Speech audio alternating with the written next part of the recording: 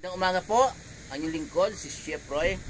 May babasahin po ako sa inyo sa John 17:13 po hanggang 16. Ito pong John 17 po, yung buong 17. Ito po yung panalangin ng ating Panginoong Jesus bago po siya hulihin ng ipapatay sa kanya, bago po siya hulihin. Ang pinapanalangin po niya ang kanyang mga alagad at lahat ng sumasampalataya sa kanya. So, sa panahon ngayon po, damay. Yung lahat ng sumasampalataya sa kanya, kahit sa panahon ngayon, damay din. Kausap po ng ating Panginoon Yesus ang Diyos Ama na makapangyarihan sa lahat. Dito po sa, babasahin ko sa inyo sa John 17:13 hanggang 16.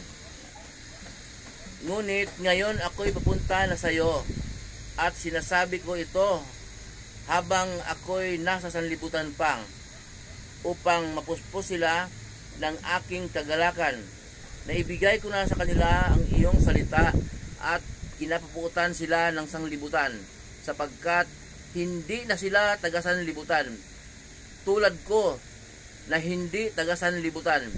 Hindi ko idinadalangin na kunin mo sila sa sanlibutan, iligtas mo sila sa masama. Hindi na sila taga-sanlibutan tulad ko na hindi taga-sanlibutan. So,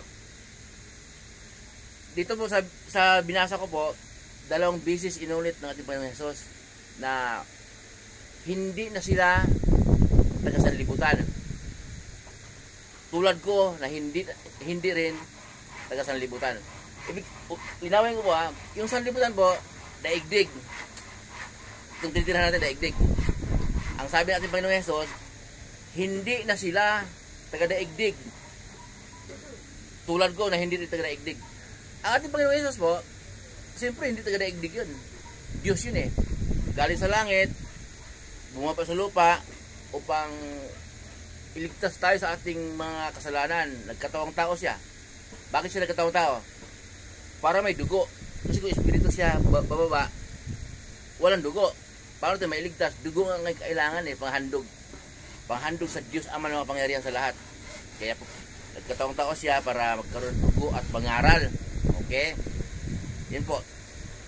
Ang taga-sanlibutan kasi, makasalanan po. Kaya sabi niya, hindi na sila taga-sanlibutan. Ang tutukoy po niya na hindi taga-sanlibutan, mga apostol po niya. Kapag sumunod ka sa turo ng ating Panginoon Hesus, hindi ka na taga-sanlibutan. Kasi ang Diyos ng sanlibutan po, si Satanas. Mababasa po natin sa pangalawang Korinto 4:4 na ang Diyos ng sanlibutan, si Satanas. Kaya po, sinabi natin Panginoon Hesus na hindi na sila taga-sanlibutan. Gaya ko na hindi rin taga-sanlibutan. Yun po. Nandito pa siya sa sanlibutan, mga alagad niya, makain, umiinom ng tubig, pero hindi na taga-sanlibutan kasi nga hindi sila umuuyon sa mga gawain ng mga taong nakatira sa sanlibutan. Kasi po kung umuuyon ka sa mga taong nakatira sa sanlibutan, mahal ka ng mga tao pero hindi ka sa Diyos. Mulit mo yung lingkod, si Chef Roy.